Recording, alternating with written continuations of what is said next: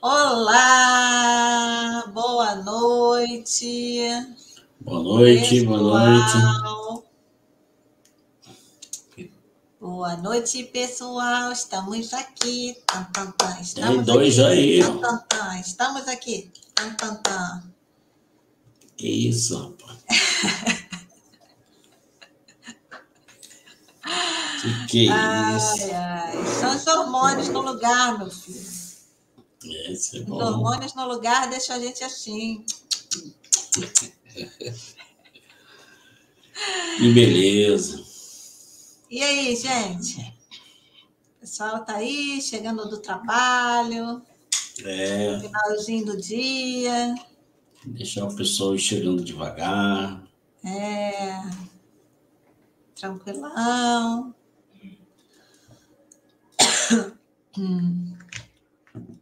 Já tá bebendo água? Hoje nós falamos demais, né? Aguinha já para deixar a garganta no esquema, né? Hidratada. Para quem não conhece, eu sou Bianca, esse é o Denner. Para quem está chegando aí que não nos conhece.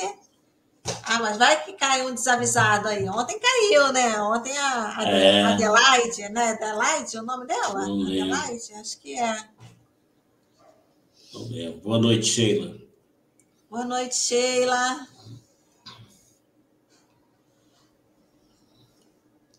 Boa noite. E aí, 7 pessoas já, olha. Nossa. Cada dia a gente comemora, né? Com certeza. A gente comemora cada um que chega aí para compartilhar com a gente comemora. E hoje o assunto, ó. Olha a Emiliana aí, ó. Direto da Praia da Brisa, Cadê Bianca? Terra boa essa aí, hein? Fala, Emiliano. Estamos com saudades, mas não voltaremos. Não passarão. Voltaremos só para visitar. Para visitar. Quando a gente for aí, a gente te avisa. Na Érica e nas crianças. Isso aí. Quando a gente estiver na área aí, a gente avisa. Falando nisso, eu tô devendo pro Emiliano, rapaz. Né? Nem para ele. Olha, tá devendo? Pro Robson. Tá devendo é que tem um amigo dele que tem podcast de espiritualidade. Ele me convidou para fazer uma entrevista lá. Ah, você tinha falado, isso mesmo. Eu falei com ele, mas estava naquela confusão de terminar, né, os estudos e tudo, e ficou difícil. Mas eu vou... Foi bom o Emiliano aparecer aí. Eu tenho ele aqui no meu zap. A Érica manda um beijão. Muitos beijos para ela também. Vocês. Eu vou entrar em contato com ele. Agora, no começo do ano, esse ano as coisas estão um pouco mais... Está tão tranquilo que a gente está fazendo live todo dia. Graças a Deus. Hoje o assunto é bom, né? Hoje o assunto é muito interessante, né? Hoje o assunto, ó, vai explodir a cabeça de vocês. É para explodir a cabeça mesmo. É para explodir a cabeça. Vamos lá. A verdade oculta da crucificação. Da crucificação, Inclusive a Esperar pessoa... um pouquinho, né? Esperar um pouquinho para poder chegar o pessoal, né? Dar uns 5 minutinhos aí.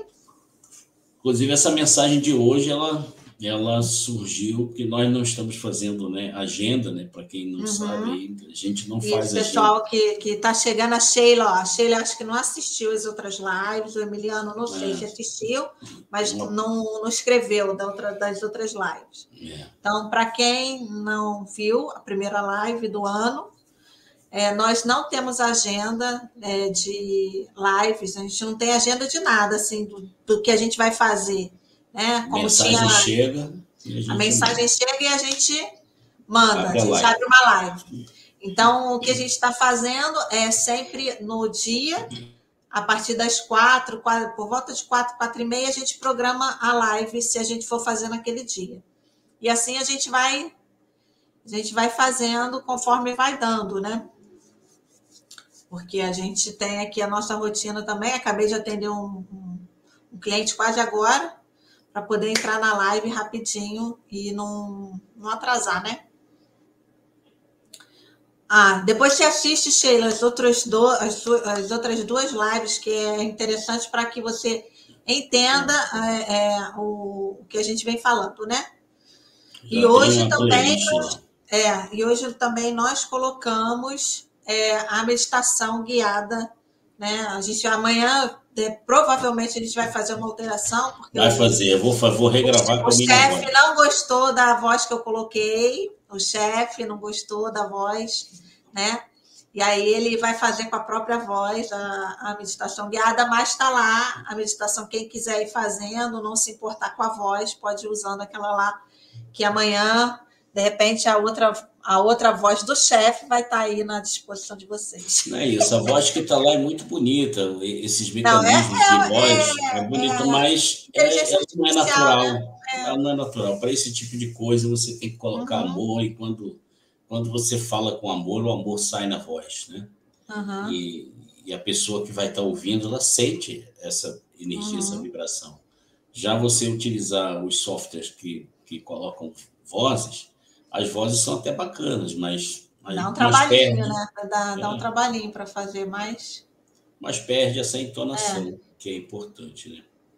A gente até tenta, né, fazer a entonação ali com os espaços e tal, dá uma trabalheira, tem letras que você tem que colocar duplicada para poder ele entender, que senão fica cortado. Mas eu fiz. Aí amanhã, se ele tiver tempo para gravar, e a gente faz a modificação da meditação. Posso até deixar os dois para quem quiser assistir de um, assistir do outro. Não, deixa um só para não confundir, não. Não tem problema. O que está lá, o pessoal vai usando. Amanhã a gente... Quando der, a gente troca. Então, é isso aí. A pessoa que fez a pergunta, na verdade, essa é o que nós falamos, né? Nós não temos agenda. Durante o dia, nós meditamos várias vezes por dia, e numa dessas meditações o assunto pode chegar. O assunto chega, e aí a gente se prepara para transmitir a mensagem. E não sei se foi ontem ou hoje de manhã. Acho que a gente viu hoje de manhã. Hoje de manhã, A Thaís, que é uma amiga nossa. Seguidora assídua. Ela está ali acompanhando. Ela fez uma pergunta. Ela fez uma pergunta, e essa pergunta acabou servindo como inspiração para o tema de hoje. Então, vamos começar, né? Que são 7. Isso. Passaram 7 minutos, já quase 8.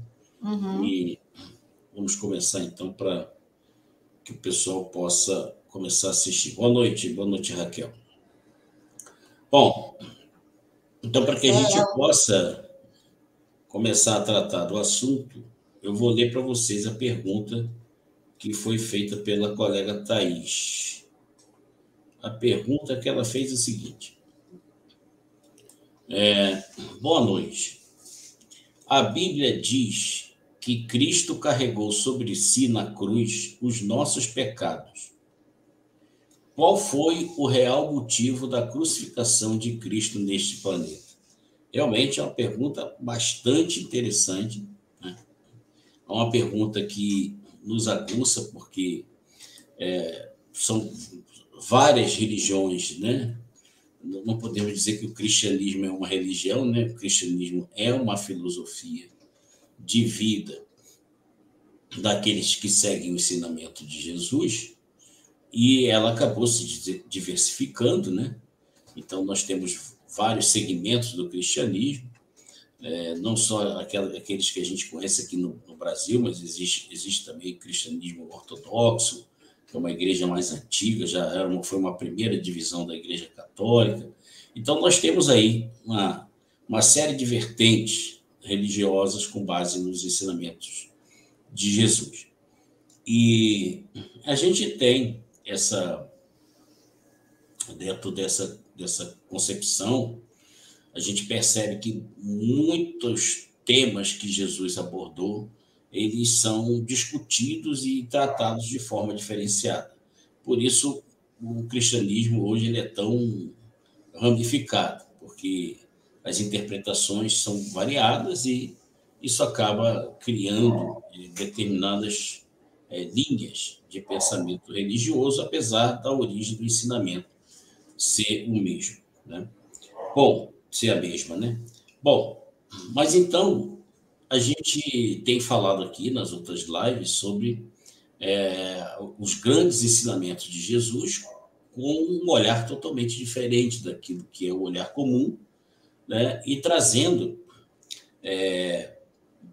aquilo que nós chamamos de a imagem verdadeira, ou aquilo que nós chamamos do mundo verdadeiro, que Jesus chamava de reino dos céus, né? Que na verdade não é um lugar, é um estado de consciência que faz com que você enxergue as coisas muito diferentes do que aquelas que nós somos alimentados desde a nossa infância. Bom, nesse conceito, entendemos que Jesus nos ensinou que nós e o Pai somos um. Como ele disse, aquele que me vê, vê o Pai. Eu sou um com o Pai, você também pode ser um comigo. Então, nós entendemos que nós fomos criados à imagem e semelhança de Deus e, por isso, somos seres perfeitos. Nós fomos criados na perfeição e somos perfeitos. Tudo que Deus é, nós somos, e tudo que Ele tem é nosso. Quando eu falo eu, só para a gente manter sempre isso muito claro para todos nós aqui, quando eu falo eu, estou falando do eu como ser eterno, que eu chamo de eu com E maiúsculo. O eu é infinito. O meu eu é uma cópia autêntica do próprio Criador, já que eu sou imagem e semelhança dele. Na verdade, eu e ele somos uma coisa só, assim como você e ele é uma coisa só, assim como nós e ele são uma coisa só, assim como toda a criação e ele são tudo uma coisa só. Dentro desse conceito, entendemos que o nosso objetivo, quando a gente vive uma vida individual num planeta, como é o planeta Terra, nós estamos aqui vivendo uma personalidade, né? O Denner é uma persona, a Bianca é uma persona, o Emiliano é uma persona. Então, dentro desse contexto, aqui, o nosso papel é deixar que Deus viva através de nós, para que ele continue experienciando e expandindo a sua criação. Então, quando a partir daí, a gente começa a entender algumas frases como a do apóstolo Paulo, que eu não vivo mais, o Cristo vive em mim, né? Eu me fiz escravo de Cristo para que eu me tornasse livre. Então, realmente é difícil interpretar uma frase dessa ao pé da letra, mas quando você entende que você é uma persona, e que você é Deus, e que você deseja que o próprio Cristo viva essa vida que aparentemente é sua, e não é, porque somos uma coisa só, então você usa a sua persona, você dá espaço para que o próprio Criador, o próprio Deus, o próprio Cristo, ele vivencie através de você. É como se você estivesse pegando carona num cometa fantástico, onde você vê Deus vivendo através de você e ele vivendo através de você. O universo material, ele vai te servir com tudo aquilo que você necessita para que essa experiência seja maravilhosa. Então, quando você desperta a sua consciência e consegue enxergar de uma forma diferente, todas as coisas se ajustam. Assim como Jesus passou por aqui e tudo se ajustou para o cumprimento de sua missão, assim também todas as coisas se ajustam para que nós possamos viver essa personalidade aqui no planeta, permitindo que o próprio Deus viva através de nós. Bom, isso entendido, nós vamos no nosso exemplo maior, que é o Cristo, né? E a pergunta né? Jesus, ele morreu, né? Segundo o que diz a Bíblia, Jesus morreu para carregar os nossos pecados, ele carregou os nossos pecados para a cruz, e quando ele morreu na cruz, junto com ele, nossos pecados morreram, ele nos libertou através da sua morte e da sua crucificação. Então, para que a gente possa chegar a um entendimento daquilo que a gente fala sobre a imagem verdadeira, nós temos que trazer algumas passagens bíblicas, entendendo que muita coisa que está na Bíblia aconteceu sim, muitas coisas aconteceram, porém, quando elas foram escritas, elas foram tomadas de um conceito simbólico, e esse simbolismo é que precisa ser entendido. Por isso Jesus disse, buscai e achareis, batei e a porta vos será aberta. Você tem que buscar. O buscar é justamente você ir em direção ao Criador para que esse ensinamento que está oculto na simbologia ela possa se tornar clara e cristalina para você.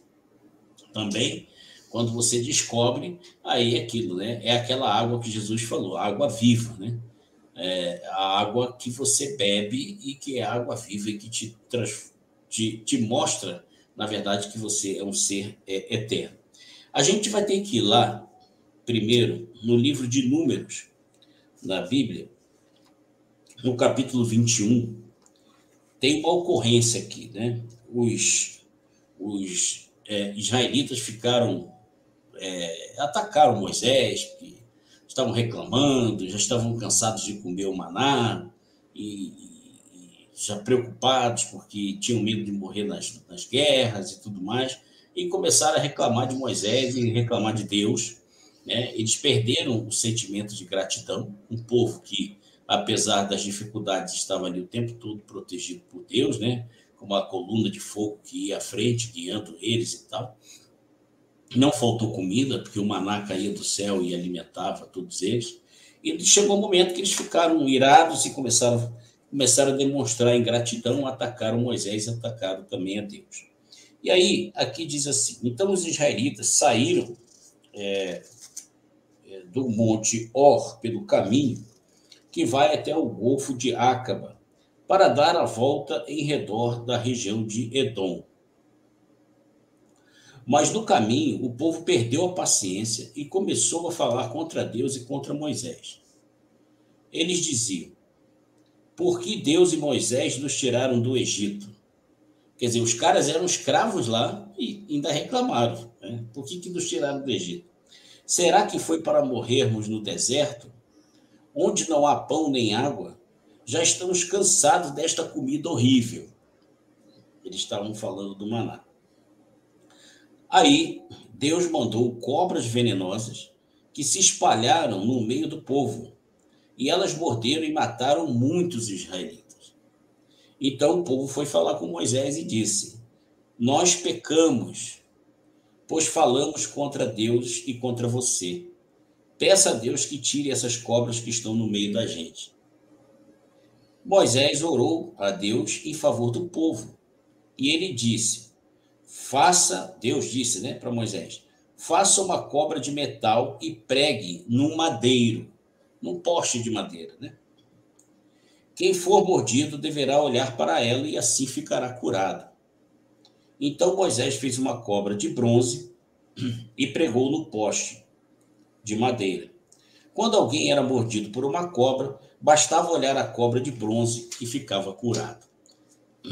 Bom, temos que vir aqui nessa origem para entender, né, que a gente falou sobre subconsciente aí nas outras lives, né, de como o nosso subconsciente ele armazena gatilhos que nos fazem agir de uma forma que muitas vezes não, né, agimos de forma inconsciente. O gatilho do subconsciente nos empurra, nos estimula a agir de determinadas formas. Bom, vamos lá agora pegar a questão simbólica desse enredo. Quando o povo reclamou, ele demonstrou o quê? Ingratidão. Um sentimento de ingratidão. Apesar de estarem sendo conduzidos por Deus, protegidos, fosse de dia ou de noite, alimentados, ainda assim eles reclamaram e se mostraram ingratos. Um pouquinho antes desse capítulo, eles falam de um povo que atacou os israelitas. Eles ficaram com medo de morrer e, no entanto, eles conseguiram derrotar aquela tribo lá. Ou seja, mesmo às vezes sendo em menor número, Deus dava a eles a força tamanha que eles guerreavam contra povos maiores, mais fortes, e eles venciam. E ainda assim, eles estavam com esse sentimento de ingratidão. O sentimento de ingratidão, quando você começa a reclamar de tudo que você tem, atualmente nós já falamos isso aqui e vamos nos aprofundar ainda nesse assunto, né? Se Deus é a mente criadora, ou seja, uma vez que Deus pensa, tudo foi criado e continua se criando, né? Nós somos a imagem e semelhança dele, então a nossa mente também tem uma força criadora absurda. Quando você começa a reclamar e você começa a envolver outras pessoas, então vocês imaginam, a gente já falou sobre isso aqui, a chamada mente coletiva, várias pessoas começam a reclamar, um influenciando o outro, então a mente coletiva daquele grupo começa a criar coisas que vão trazer dor e sofrimento. Eu falei isso aqui numa live, né? O Trigueirinho, quem conhece o Trigueirinho sabe disso. O Trigueirinho diz que muitas coisas, inclusive que tem na natureza, insetos, bichos peçonhentos, esses bichos não foram criados por Deus. Alguns nem eram peçonhentos, passaram a ser por causa do quê? Da mente coletiva humana, que fica o tempo todo vibrando de forma densa, longe do amor, né? Vibra no ódio, vibra no medo, vibra no pecado, né? Pensando que tudo é pecado. Então, esse tipo de construção coletiva, como as pessoas não têm noção da sua capacidade de criação, porque se fomos criados imagem e semelhança de Deus, a nossa mente criativa é idêntica à dele. A gente vai conseguir criar do mesmo jeito que Deus cria. Agora, dependendo de como a sua mente vibra, é aquilo que você vai criar. Vibra amor, você vai criar coisas positivas. Vibra prosperidade, você vai ter uma vida próspera. Vibra saúde, você vai ser sempre saudável. Agora, se você começa a reclamar de tudo e a pensar tudo, então a tua mente começa a criar aquela chamada nuvem negra, e foi o que aconteceu. A questão da cobra, né? Ali diz que Deus mandou as serpentes. Na verdade, essas serpentes elas foram motivadas por essa vibração de ingratidão e por essa mente coletiva. Se criou um ambiente extremamente propício para que coisas ruins acontecessem.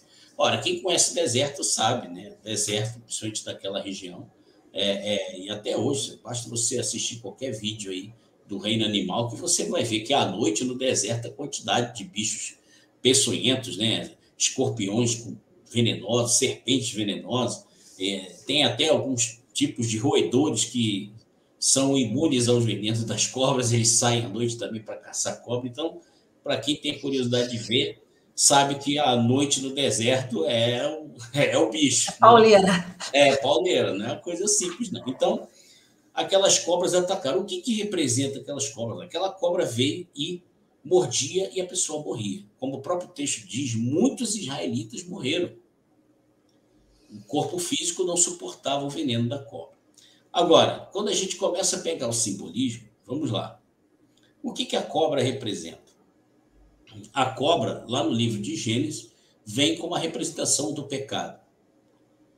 Porque a gente já falou disso e vamos repetir, né? A gente sabe que o pecado não existe, mas a partir do momento que a cobra, a serpente, né, ali representada pela consciência do homem, né, induziu o homem e a mulher dizendo que tal coisa é errado, que fazer tal coisa é pecado, e a mente dele aceitou aquilo como verdade, a partir daí ele ia fazer e ia se sentir pecador. A Bíblia traz como exemplo o fruto da maçã. Poderia ser um fruto? Não, poderia ser uma pedra. Olha, se Deus tivesse falado, se você mover essa pedra aqui, você vai morrer, porque não pode, é pecado. E aí Adão fosse lá e removesse a pedra, né, falando de forma simbólica, ele ia se sentir da mesma forma. Agora, que interessante, lá no livro de Gênesis, quando Deus fala com Adão, que diz, né, Eva, vocês não podem comer esse fruto, senão, se você comer, você vai morrer. E eles não morreram, viveram centenas de anos, mesmo depois de terem comido. De que morte Deus estava falando? Deus estava falando o seguinte, você vai morrer, a sua consciência crística vai morrer, porque você vai passar a acreditar no pecado, você vai passar a acreditar no erro. E aí a sua mente vai vibrar naquilo que não existe, mas que você vai achar que existe. Então, no momento que quando a gente fala de uma forma simbólica da criação do homem, Adão e Eva, nós estamos falando de seres humanos que conversavam com Deus, não era isso? O que isso quer dizer lá no livro de Gênesis? Eles estão, o seu nível de consciência estava no nível de Deus, ou seja, no reino de Deus. Por isso, essa facilidade de comunicação, porque eles estavam no reino. A partir do momento que o homem aceitou que fazer isso ou aquilo é pecado, é contra a vontade de Deus, o próprio homem... A consciência dele saiu do reino dos céus por acreditar que ele não era mais aquele ser perfeito que Deus criou. Ora, se o próprio Deus disse que nós fomos criados à imagem e semelhança dele, por que acreditar que nós somos imperfeitos? No momento que você acredita, sua mente cria essa situação. E a partir daí, você não só se auto-influencia, como você começa a influenciar todo mundo à sua volta. Então, trazendo a simbologia, a cobra no deserto que picou as pessoas morreram. O que é a cobra? A cobra não envenena quando ela morde a pessoa. A cobra representa o veneno, né? O veneno do pecado. Ou seja, ela vem, influencia o homem, ela joga dentro do ser humano o pensamento de que o pecado existe e a partir daquele momento ele morre. Essa é a simbologia desse evento que aconteceu. Agora vamos lá. Sabendo que a cobra simboliza a origem do pensamento de que o pecado existe, ela envenena a alma do homem e a partir daí, do momento em que o homem começa a acreditar que realmente o pecado existe, ele se sente pequeno, ele se sente morto para Deus.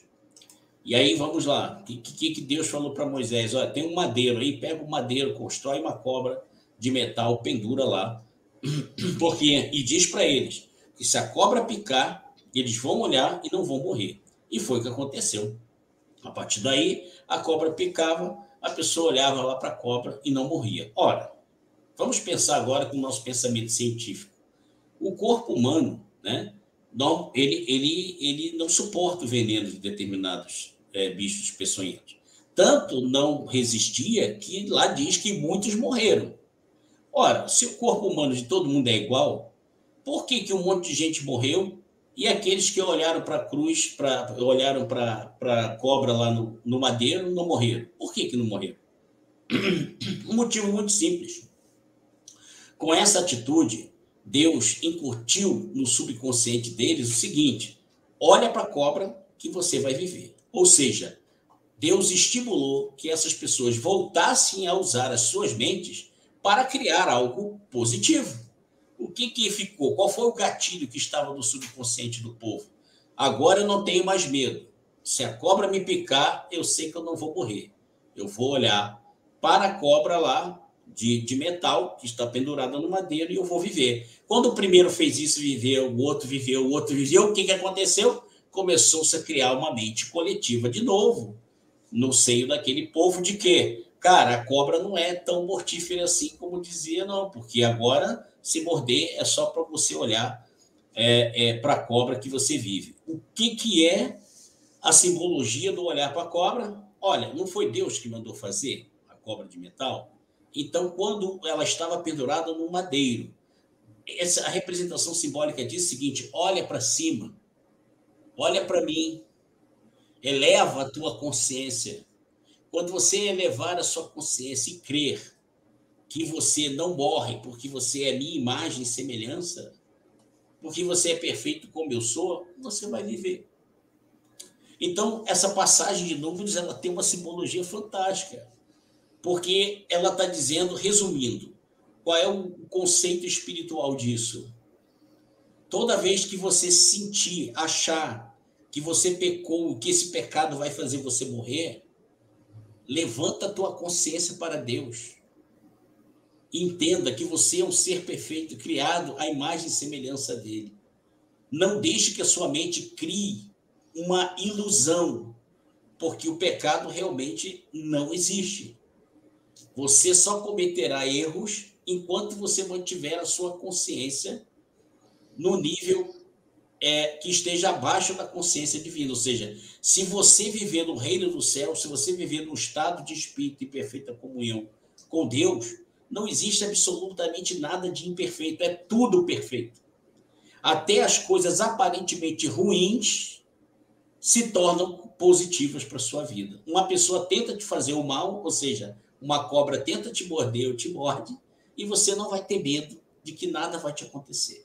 Por quê? Porque você está vivendo no reino dos céus. Você está em perfeita comunhão. Você e o Pai são um. Então, não existe absolutamente nada o que temer. Agora que a gente entendeu essa passagem de Números e entendeu a simbologia de tudo isso, vamos agora para uma segunda fase dessa resposta. Lá em João 3, 14 e 15. Vou pegar aqui para vocês. Olha que interessante. Capítulo 3 do Evangelho de João, versículos 14 e 15. Olha o que Jesus fala aqui. Olha, Jesus está fazendo referência ao que aconteceu, ao que foi registrado lá no livro de Números. Assim como Moisés, no deserto, levantou a cobra de bronze numa estaca de madeira, ou no madeiro, assim também o Filho do Homem tem de ser levantado, para que todos os que crerem nele tenham a vida eterna. Porque Deus amou o mundo tanto que deu o seu único Filho para que todo aquele que nele crer não morra, mas tenha a vida eterna. Pois Deus não mandou o seu Filho para salvar. Deus mandou o seu Filho para salvar o mundo e não para julgá-lo. Aí, quando você entra nesse conceito do que Jesus acabou de falar aqui para a gente, primeiro, Deus não mandou o seu Filho para julgar. Ele não mandou, ele mandou para salvar. Então, ou seja, ele não julga.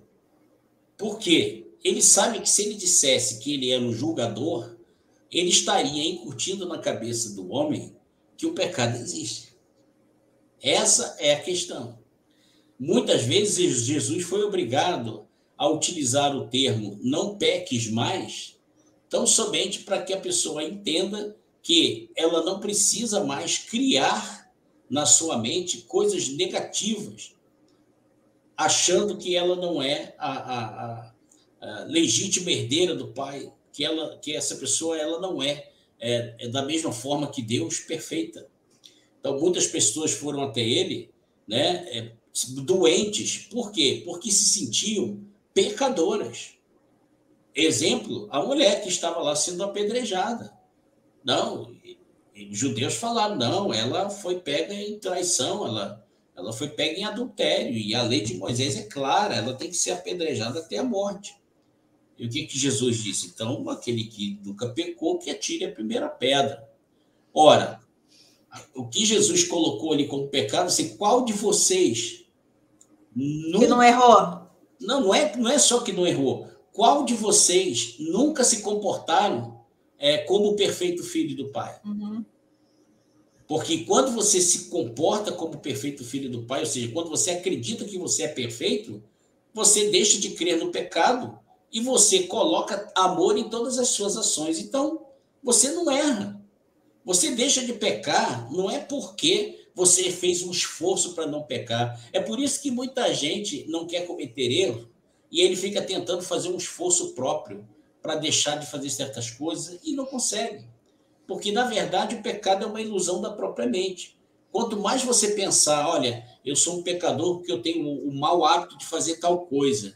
Enquanto você achar que você tem o mau hábito de fazer tal coisa e que aquilo é pecado, a tua própria mente criou o pecado.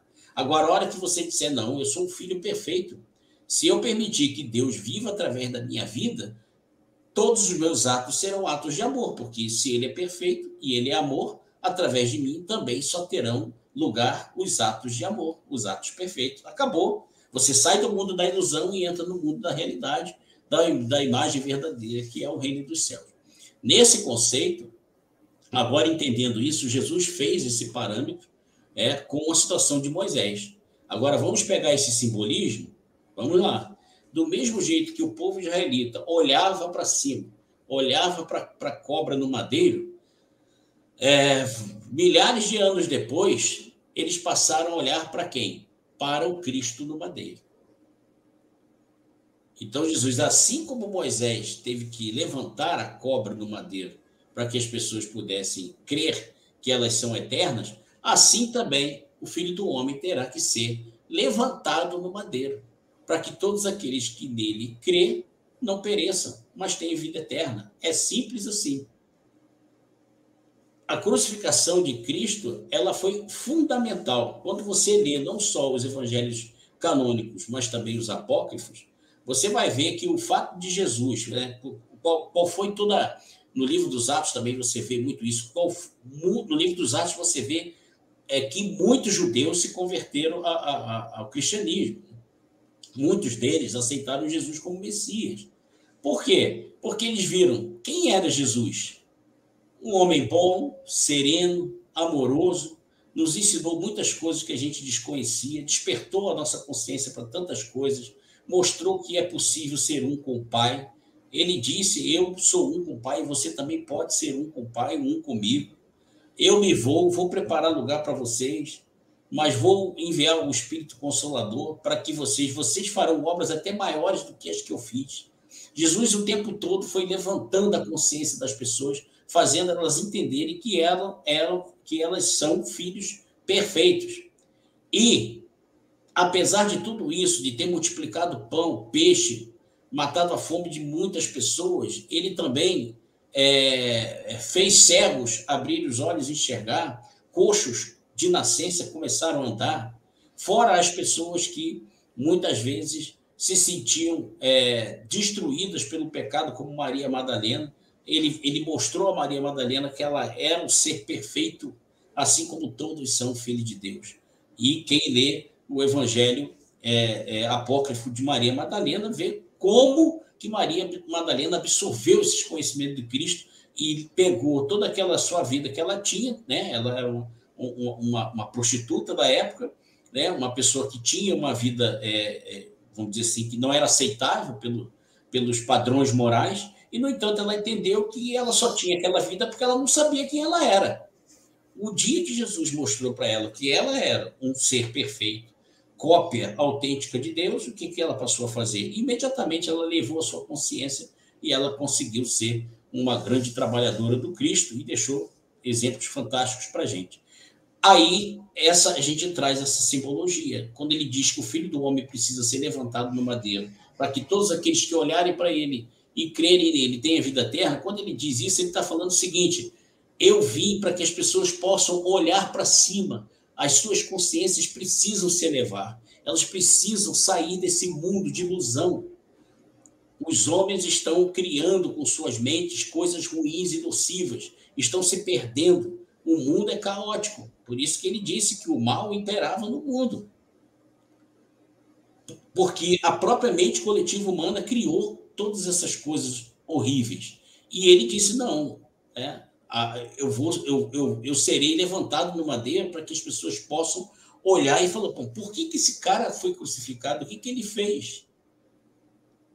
Até no julgamento de Jesus, tivemos alguns doutores da lei que ficaram a favor dele. Mas ele não fez nada demais, ele vem falando coisas boas a respeito de Deus. Mas a inveja, né, dos homens e o medo de perder o poder o condenaram. E Jesus poderia ter se livrado no momento em que o Pilatos tentou absolvê-lo de todas as formas. Eu posso te absolver, eu posso livrar você, é só você dizer que você não fez isso e está tudo certo. E Jesus ele se manteve firme e disse ainda para Pilatos, nenhum poder você teria sobre mim se o Pai não tivesse dado a você. Ou seja, ele estava plenamente consciente que ele tinha que ser erguido no madeiro. Porém, aquilo acabou se espalhando de uma forma absurda. Quem conhece o evento de Pentecostes sabe que os seus discípulos, seus seguidores, ficaram em oração durante 8 dias, em jejum e oração, e no momento em que o Espírito Santo recaiu sobre eles, e pessoas viram como tochas de fogo, né, a energia do Santo Espírito de Deus recaindo sobre essas pessoas, o que aconteceu? Muitos deles que mal falavam uma língua começaram a ser poliglotas, falando em várias línguas. Por que aquilo?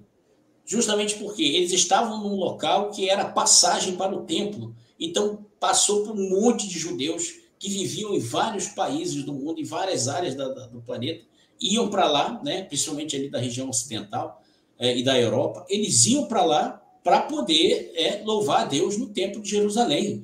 E quando essas pessoas começaram a ouvir sobre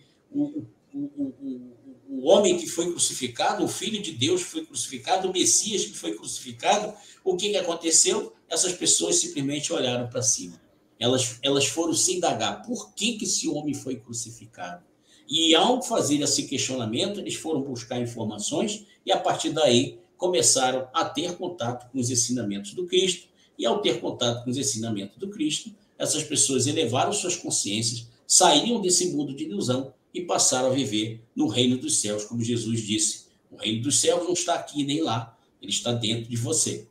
Olha que coisa fantástica. E isso foi algo tão fantástico que dividiu a história da humanidade em duas partes, antes de Cristo e depois de Cristo. Aqueles que vão em busca de conhecimento mais aprofundado, de livros que não estão na Bíblia, vão encontrar muitos registros, né, de pessoas que nem eram seguidores de Jesus, né, não foram apóstolos primeiros, foram pessoas, inclusive Joséfo, historiador, que viveu alguns anos depois de Cristo, mas que foi buscar sobre a história dele, escreveu sobre ele. Vocês vão encontrar muito material que vai provar que o fato de Jesus ter sido crucificado provocou uma expansão de tudo aquilo que ele fez de uma forma totalmente absurda. Por exemplo, realmente aconteceu quando Jesus entregou o Espírito a Deus, porque isso aí é tema para uma outra reunião, mas ele não morreu, ele entregou o próprio Espírito, né? Os outros dois, que eram bandidos, a princípio mais fortes que eles, né? Porque bandido normalmente tem mais força, porque lutam e tal, e Jesus, que era um cara sereno, a princípio ele ia morrer bem antes deles na cruz. No entanto, os outros dois morreram e ele ficou hora lá ainda. E, na verdade, ele não morreu. Chegou o momento que ele entregou. Pai, está consumado. Agora sim eu entrego o meu espírito em tuas mãos. Ele entregou o espírito quando quis. Tanto que ele mesmo disse, eu entrego a minha vida quando quero e tomo de volta quando quero. E 3 dias depois ele tomou a vida dele de volta, como ele havia dito que faria. Então, nesse contexto, quando a gente entende que a crucificação do Cristo, né, ela teve essa importância fundamental. Só eram crucificados pessoas más, bandidos, ladrões, assassinos. Essas pessoas que faziam muitas maldades eram crucificadas. Roma fazia isso para servir de exemplo, para nenhum outro tentar fazer algo parecido. E, de repente, crucificaram um cara que só falava de amor e de Deus. Entendem como essa discrepância foi um fator importantíssimo para que as pessoas pudessem buscar o porquê. Quando as pessoas dizem, por que esse homem tão bondoso? Por que esse homem que curava pessoas, eu mesmo vi ele curando pessoas, ou eu vi ele multiplicando o peixe e pão, como pode? Eu vi esse cara andar sobre as águas, como pode? E aí, nesse questionamento, as pessoas olharam o Cristo levantado no madeiro, como ele mesmo disse, né? E a partir daí as pessoas foram em busca do conhecimento. Se a Bíblia diz que o salário do pecado é a morte, né? A Bíblia lá fala isso, né? Qual é o salário do pecado? É a morte. E o Cristo, né, através de Jesus, o que ele disse? Né? Ele disse, aqueles que creem, né, naquilo que eu ensino, aqueles que creem em mim, terão vida eterna. Então, olha que contradição. Uma hora a Bíblia diz, o salário do pecado é a morte, e o outro Jesus diz, não, aquele que crê em mim terá vida eterna. Você pensa que é contradição, né? Mas a gente entende. É porque essas pessoas, elas vão descobrir que o pecado é uma ilusão do plano físico. Por isso que o salário do pecado é a morte. A Bíblia está falando, sim, uma verdade. Mas ela fala uma verdade se você mantém a sua mente no plano físico. Se você não vive no reino dos céus, se você vive no reino dos homens, se você vive num mundo que, como o próprio Jesus disse, né, o mundo ele tem um outro comando, que é uma coisa que a gente vai estudar depois também, mas considerando que o mundo físico ele está impregnado do que a mente humana constrói, se você vive nele, aí sim, aí você vai acreditar no pecado. E se você acredita no pecado, o salário do pecado é a morte, ou seja, espiritualmente você está morto. Agora, se você olhou para esse Cristo levantado no madeiro, creu nele, foi buscar os seus ensinamentos e descobriu o reino dos céus dentro de você, aí, cara, esquece, porque pecado e morte não existe. Ele mesmo disse, aqueles que crerem em mim terão vida eterna. Então, ali não tem pecado, porque ele também disse que não veio para julgar, e ali também não tem morte, tá? Porque é o reino dos céus, é o mundo perfeito, o mundo que Deus criou em sua origem. E aí eu finalizo aqui com uma pergunta, né? Até para que a nossa colega que fez a pergunta possa ter uma resposta mais resumida. Então, é correto dizer que Jesus morreu para nos resgatar dos nossos pecados? Sim, é correto, mas com um entendimento adequado. Tá? A morte de Cristo na cruz o tornou conhecido mundialmente. E aqueles que passaram a buscá-lo, a buscar o seu conhecimento e a praticar, descobriram que o reino dos céus não existe pecado e não existe a morte. Então, se você olhar por esse lado, aí você entende que realmente ele morreu na cruz para nos resgatar dos nossos pecados. A partir do momento que ele foi crucificado, e a partir do momento que essa repercussão foi tão grande, a partir do momento em que as pessoas tentaram entender por que esse homem foi crucificado, elas conseguiram elevar suas consciências, e entendendo os ensinamentos dele, elas passaram a viver no reino dos céus, onde não tem pecado e nem morte. E é dessa forma que elas foram resgatadas. Foi dessa forma que Jesus nos resgatou do pecado. Então, eu sei que esse conhecimento ele é muito discrepante daquilo que a gente está acostumado a ouvir, mas é só uma questão de consciência, de você conduzir a sua consciência ao reino dos céus. Uma vez que isso aconteça, pecado e morte deixam de existir. Você passa a viver no reino dos céus, passa a viver no mundo da imagem verdadeira. E a partir daí, tudo que você vive no reino dos céus se reflete no plano físico. Quero deixar isso bem claro. Isso é importante. Viver no reino dos céus, se sentir no reino dos céus, se sentir totalmente consciente que você e o Pai são um só, de que você é uma réplica perfeita do Pai, porque foi criada a imagem e semelhança dele.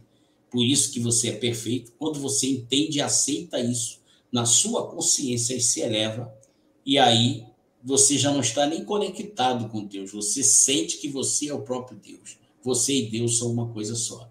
E aí sim, nesse conceito, os poucos minutos que você se sentir no reino dos céus através da meditação ou das suas reflexões, os poucos segundos que você ficar lá, quando você retorna para viver essa sua personalidade aqui na Terra, você volta cheio de graça, cheio de poder, cheio de luz. E você transforma, né? A tua vida é transformada numa coisa maravilhosa e você também consegue transformar a vida das pessoas que estão ao seu redor. Mas é você que faz isso? Não. Ao que Jesus disse, né?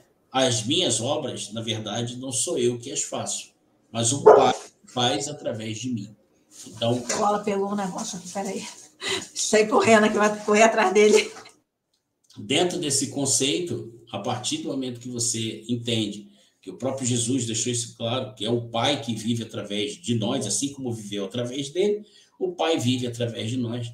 O Pai, ele vivencia as experiências através da nossa personalidade, e é essa vivência dele através de nós que realiza as obras. E não interessa quais sejam. Tá? Pode ser obras espirituais, pode ser você curando, servindo de intermédio para curar os doentes, né? Para fazer um cego enxergar, uma pessoa com câncer e o câncer sumir. Né? Eu sempre falo disso de uma forma muito transparente, muito tranquila, que aqueles que me conhecem há mais tempo sabem que eu trabalho faço e realizo trabalho de cura há muitos anos. Mas é um erro querer acreditar porque a mediunidade dele ou dela é que faz. Não é isso. É quando você sente, percebe e deseja que o próprio Deus atue através de você, ele vivencia aquilo com você. É essa energia. Basta você tocar na pessoa, basta você pensar na pessoa e ela é curada. Né? É uma coisa assim tão... Ela passa a ser tão natural que para muitas pessoas ela é absurda. Então, muitas pessoas me chamam, me pedem ajuda quando alguém está doente, e é simples assim, é só você pensar na pessoa enquanto você estiver no reino. Vá até o reino, se sentindo no reino, você pensa naquela pessoa e você vai ver que o poder divino flui através de você até essa pessoa, E é lógico, né? É necessário que a consciência dela esteja preparada para receber. Quando está preparada, sem dúvida. Por isso que é sempre importante conversar com as pessoas, né? Todos os trabalhos que eu faço, eu sempre fiz dessa forma. Conversar com as pessoas. Primeiro, trazer as pessoas para essa certeza de que é necessário essa expansão de consciência. É necessário realmente crer em quem elas são. Porque a partir do momento em que ela abre as portas da sua mente, as portas da sua alma, para receber essa informação, automaticamente ela também se eleva ao reino dos céus e ela se cura de qualquer coisa. E no futuro próximo, ela não precisa de ninguém para fazer isso. Ela se autocurará e também vai servir como instrumento para curar outras pessoas, porque não existe ninguém melhor que o outro, um médico que tem mais poder que o outro, não existe isso. Somos todos cópia, perfeita cópia do Criador, e todos nós, quando nos sentimos com Ele no reino dos céus, o poder que é dele também é nosso, ou seja, tudo flui através de nós. Bom, é isso aí. Acho que eu falei bastante, acho que consegui responder a pergunta da nossa colega Thaís e trazer um pouquinho mais de conteúdo para vocês. Vai contigo aí, Lombardi, agora é com você. Vamos ver aqui. Vamos ver a galera aqui. Vamos lá, Raquel, Sheila, já falamos, né, no começo, tal. A Sheila aqui, ó. A Sheila botou aqui. Algumas pessoas dizem que nem tudo que está na Bíblia é verdade, porque alguns fatos foram escritos muito tempo depois, e que não seriam relatos verdadeiros como realmente aconteceram. O que você acha desse assunto? Olha, a questão é o seguinte. Qual é a grande importância de um livro sacro, né? O que é um livro sacro? É um livro que traz conceitos a respeito de uma filosofia ou religião que tem como objetivo a conexão do ser humano com Deus. A Bíblia é um deles. Existem dezenas de outros livros sacros aí. Você leu o Bhagavad Gita, fantástico, o próprio Alcorão. Tem muita coisa por aí que você vai ler. Se você lê os livros da doutrina espírita, o Pentateuco kardeciano, ali tem filosofia, ciência e religião. Ali também tem doutrinas. Então, você vai encontrar muita coisa, né? O importante é o seguinte, independente do que aconteceu, ter sido um fato concreto, real ou não, e é lógico, por ter sido escrito muitas vezes, muito tempo depois, porque muitas dessas coisas foram passadas oralmente, né, de uma pessoa para outra, até que... Geração a geração, né? Pudesse ser escrito, isso daí não é tão importante. Por isso é que o próprio apóstolo Paulo diz: a letra mata e o espírito vivifica. Por que Paulo falou isso? Paulo era um doutor da lei, um homem que foi, como a própria Bíblia diz no livro de Atos, criado aos pés de Gamaliel, que era um dos melhores doutores da lei naquela época. Então, Paulo foi um cara que perseguiu cristãos por acreditar que eles estavam ofendendo a Deus. Então, um cara que teve esse tipo de criação e vivência, e depois que ele aceita Jesus, ele dizer: olha, a letra mata e o espírito vivifica, o que ele está querendo dizer? Que os livros sacros não são para serem interpretados ao pé da letra. Os judeus faziam isso. Tanto faziam que os livros de regras dos judeus eram infinitamente maiores do que o próprio Pentateuco de Moisés. Os 5 livros que Moisés escreveu, que é a base do judaísmo, dali os judeus começaram a criar tantas regras que o volume de livros que eles criaram era infinitamente superior a esses 5 livros. Por que isso? Porque o homem ele acha que ele tem essa capacidade de querer transformar algo que é simbólico na letra.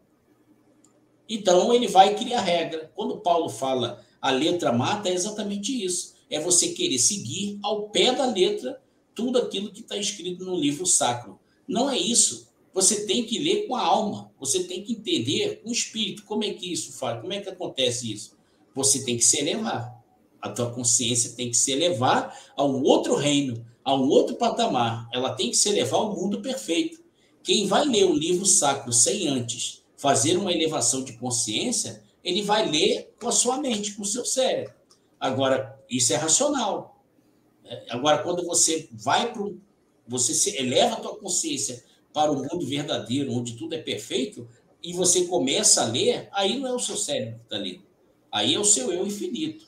E a partir daí, o Espírito Consolador, que é o próprio Espírito de Deus, ele te orienta, ele que faz você entender de acordo com o seu nível de consciência. De acordo com o seu nível de consciência, você vai ter um entendimento. Uma pessoa que tem um nível de consciência um pouquinho mais baixo, ela também vai entender do jeito dela, da forma como a consciência dela permite. Conforme ela vai se elevando, ela vai ler o mesmo trecho da Bíblia e vai entender uma coisa totalmente diferente do que ela entendeu há 2, 3 anos atrás. Por isso que é importante, mesmo que você aprenda a Bíblia com uma outra pessoa, que você tenha uma visão sua daquilo. Né? Porque o que acontece? Por exemplo, você vai para uma igreja evangélica, o pastor falou, está falado. É a interpretação que ele tem da Bíblia, e não a sua.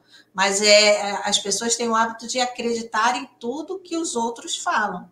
O ideal é que você pegue você mesmo, por exemplo, foi num lugar, aprendeu alguma coisa, você mesmo vai lá com a sua interpretação, com a sua consciência, porque às vezes você não está pronto ainda para um despertar maior, mas conforme você vai lendo, por isso que é bom você ler várias vezes, porque uma hora você aprende uma coisa, outra hora outra coisa se revela e aquilo vai se revelando.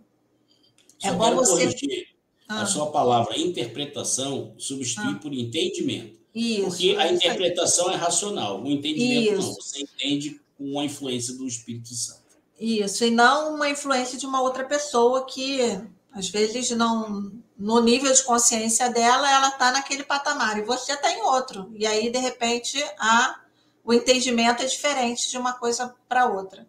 Por isso que é sempre bom, né? Sempre bom não. É o ideal mesmo, é que você faça a sua avaliação, você medite naquilo para que você traga, né, da sua consciência que está no reino a informação que você precisa daquele pedaço do livro que você está lendo, do texto, né?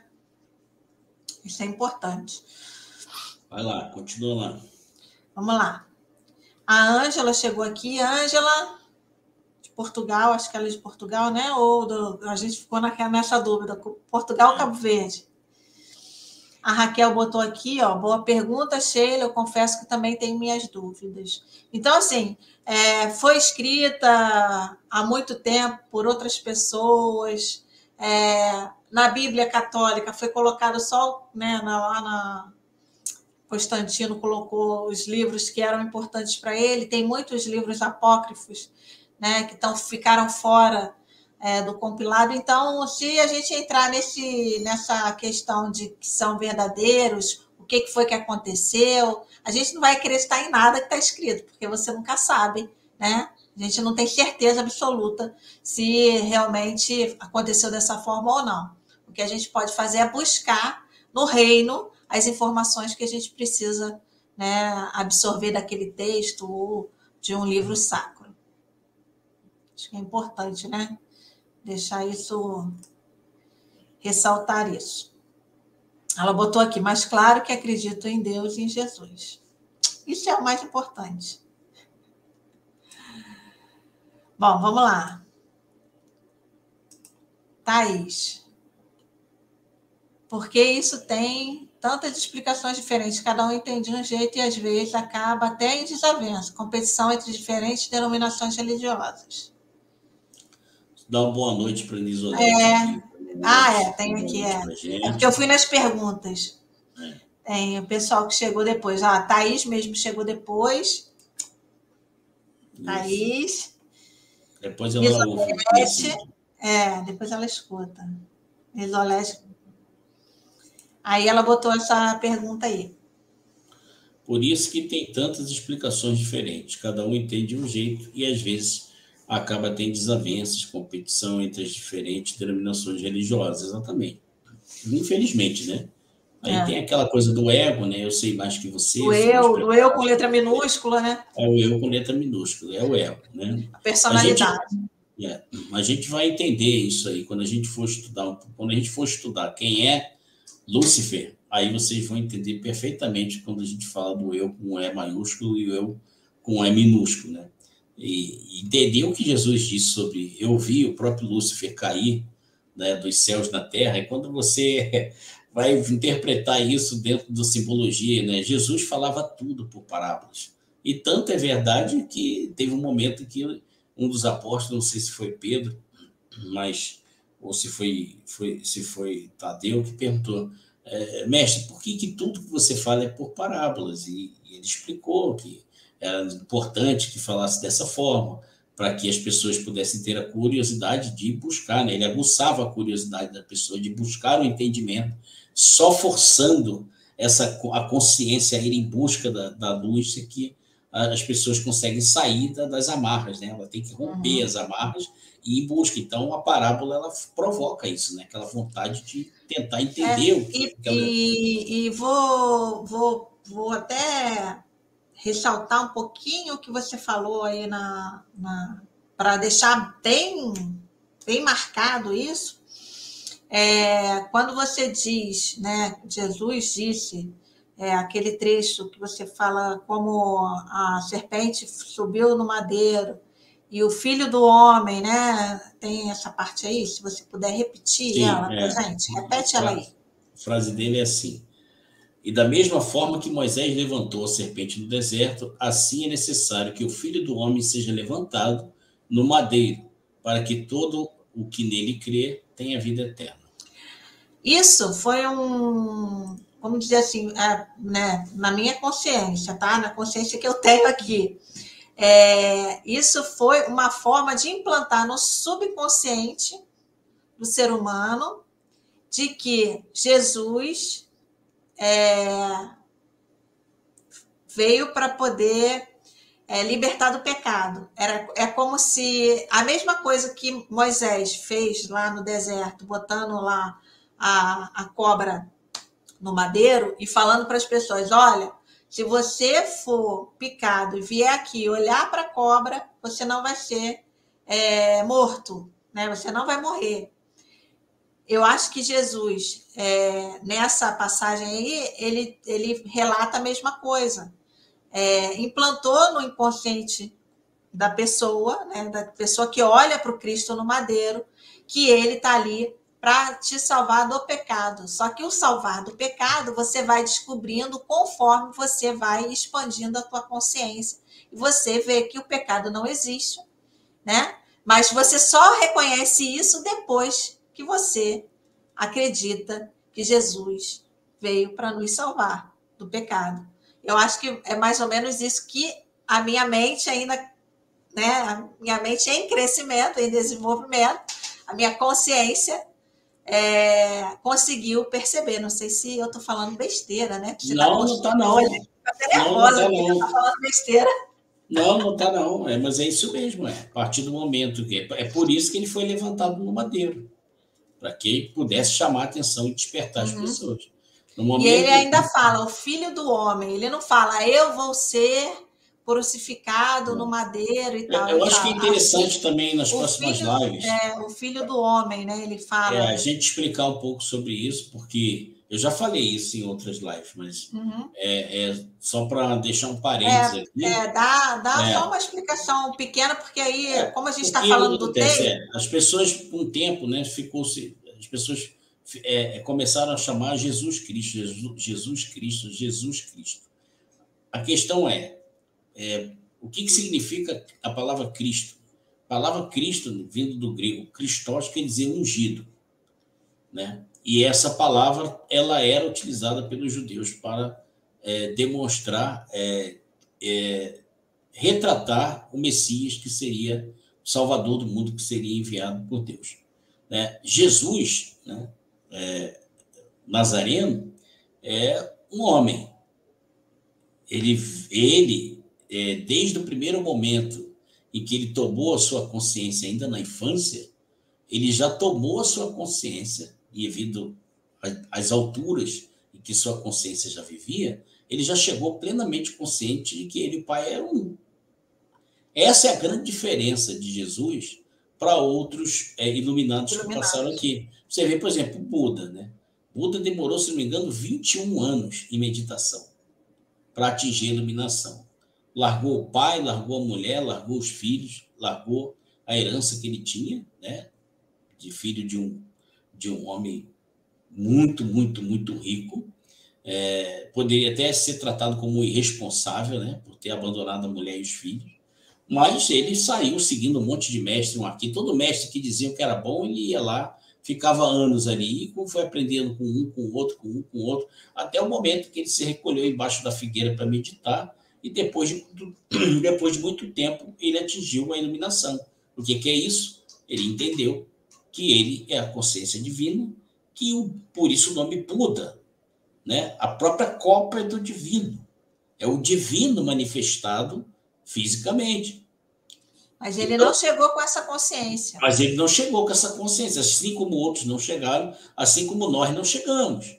A gente chega aqui com a nossa consciência limitada, somos impactados pela criação que recebemos, um monte de gatilho no subconsciente que é alimentado por pais, irmãos, parentes, amigos, coleguinhas de escola, faculdade. A gente vem sendo impactado, preenchido com isso no nosso subconsciente, e isso nos amarra no mundo que não é o mundo verdadeiro.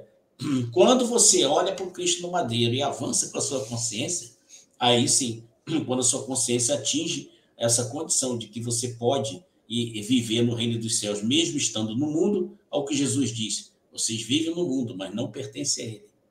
Ele falou isso para quem? Para os seus discípulos que já estavam vivendo no reino dos céus. Você chega ao momento da sua consciência se expandir a ponto de você viver no reino dos céus, e ainda por cima, tudo que você recebe no reino dos céus, quando você vive a sua manifestação terrena, você ainda influencia ao seu redor. Olha que coisa maravilhosa. Nesse momento, você é o próprio Deus manifestado na Terra. Essa questão é importante. Então, Jesus, quando nasceu, já nasceu perfeitamente consciente. Tá? Tem algumas peculiaridades que a gente pode vir a tratar um dia, mas isso é que é importante, diferenciar Jesus dos outros. Ele já nasceu consciente. Então, ele cresceu consciente. Inclusive, quem lê alguns registros históricos de Jesus criança, sabe que Jesus ainda pequenininho, com 5 anos, 6 anos, brincando com as crianças, atiraram uma pedra no passarinho, o passarinho morreu, e ele não aceitou como criança que o passarinho, mas ele simplesmente pegou o passarinho e, com a sua consciência plena de que ele, o pai, era um, ele retomou a vida do pássaro e o pássaro saiu voando. Tem, inclusive, um livro que mostra essa cena, é muito lindo. Então... livro não, filme. Tem um filme, né? Jesus Menina, eu acho. Não, mas tem um registro um registro histórico. Então, ou seja, essa é a grande diferença. Desde o começo ele estava plenamente consciente. Então, o Cristo, ou seja, o Espírito Divino, ele já falava através de Jesus desde criança. Tanto que quando eles foram lá, a primeira vez que levaram ele no templo de Jerusalém para acompanhar as festividades, ele ficou para trás, ninguém viu, né? Depois que Maria e José tomaram conta de que ele não tinha vindo com outro parente, voltaram correndo para Jerusalém, chegaram lá e encontraram ele aonde? Dando aula para os mestres da lei no templo de Jerusalém. Um garoto com 8 anos de idade dando aula, ou seja, não era ele, já era o Cristo falando através dele, era o próprio Deus se manifestando através dele. Então, essas coisas às vezes fazem as pessoas confundir. E Jesus fazia questão de mostrar isso de uma forma diferente. Quando ele dizia assim, o Filho do Homem, ele estava falando de si como uma manifestação em carne, como todos nós. E quando ele falava o Filho de Deus, aí ele estava falando do próprio Cristo. Então, nele, você poderia achar que teria 2 pessoas. O Cristo homem, o Jesus homem e o Cristo Deus. Mas, como ele tinha consciência que um e outro são um mesmo, então, na verdade, não tinham 2. Tinham um. Ele só fazia isso para poder diferenciar, para que as pessoas entendessem. Por exemplo, quando ele pegou o chicote e saiu derrubando as bancas dos cambistas do templo, né, e xingando a galera lá, né, bando de ladrões, vocês são víboras, né, vocês transformaram a casa de meu pai num comércio. Aquele momento era um Jesus humano como nós, que se entristece às vezes com coisas que a gente não gosta de ver e que muitas vezes é tomado por aquela ira momentânea. Não é ódio, é a ira. A ira é você ficar inconformado com injustiça ou com alguma coisa que te toca profundamente. Ali era o Jesus homem, ali era o Filho do homem. Mas quando, na maior parte do tempo, quando ele abria a boca para falar, para se manifestar, né, era o próprio Cristo, o próprio Deus vivendo através dele. Então, tem muita coisa ainda para a gente tratar. Com o tempo, a gente vai conversando sobre esses assuntos. E é interessante que a Thaís falou, realmente, se todos os homens elevarem suas consciências e atingirem o reino dos céus, Thaís, não haverá espaço para interpretações diferenciadas, porque eles estarão bebendo da mesma fonte. Jesus fala isso também, né? Bebendo da mesma fonte. Então, todos bebendo da mesma fonte, o conhecimento é o mesmo para todos. E os homens viveriam de forma pacífica e unidos, porque o que um tem, o outro tem, e todos saberiam que eles são um só. Enquanto o homem estiver vivendo no ego, aí é o eu com letra minúscula, aí é o Lúcifer que a gente vai entender, a gente vai aprender, né? Enquanto o homem permitir que Lúcifer, o ego, continue dominando suas vidas, eles vão viver apartados e praticando coisas que não são bacanas. Então, quanta coisa se fez em nome da religião aí. Quantas atrocidades não se fizeram e ainda é feito em nome de religião, né? As pessoas dizem que estão fazendo em nome de Deus, na verdade, estão fazendo em nome da religião, da sua filosofia. Do próprio ego, né? Às vezes do próprio ego. A Thaís está colocando Lilith aqui. Lilith é para uma outra praia. Deixa que a gente vai falar de Lilith aí em algum outro momento. Mas posso te dizer... A nossa amiga Thaís, ela tem cheio de conhecimento. Isso é legal, mas as perguntas dela acabam estimulando a gente a trazer conhecimento. Tá? Posso te garantir que Lilith não é deusa, não. Mas tem um conhecimento, uma história bacana sobre isso aí. E que a gente vai trazer aí assim que puder. Isso aí. Eu acho que é isso, né? Foi isso. Isso aí, 1h11. A gente está sempre ali, né? 1 hora para frente. Né? 1 hora para frente. Eu falo. A gente tenta fazer menos, mas não dá. Não é demais. Fazer menos, né? Porque aqui, olha, não tem absolutamente notinha de rodapé. Aqui não tem esse negócio, não. Aqui eu faço um rápido esboço enquanto eu estou aqui. Eu acesso o reino, recebo a informação, faço pequenas anotações e, a partir daí, a gente deixa, né, Deus falar através de nós. É assim que a gente faz, sem nenhum tipo de prepotência. Não é prepotência nem arrogância, é a certeza de que Ele vive em nós e que nós somos um com Ele. Então, essa certeza nos deixa tranquilo, a gente não fica preocupado em ficar preparando palestras bem elaboradas, não. A gente vem aqui para dividir um pouquinho daquilo que a gente recebe do Pai. Não, compartilhar, né? Não gosto da palavra dividir. Compartilhar, isso é verdade. Compartilhar aquilo que a gente recebe, e a gente agradece a vocês por estar sempre perguntando, né? Trazendo questionamentos. Isso é importante. A gente fica feliz porque quando vocês mostram, né, que querem aprofundar num assunto, isso nos estimula também a ir buscar em Deus as respostas que a gente se sente feliz em poder trazer para que vocês possam também compartilhar para outros, né? É assim que a gente vai vivendo. Lembrando que estamos com a nossa agenda aberta para atendimento normal, terapia, leitura de tarô, tudo normalzinho. Começamos o ano, voltamos à normalidade para quem quiser, tá bom? Os links estão na descrição do vídeo. E o resto vocês já sabem.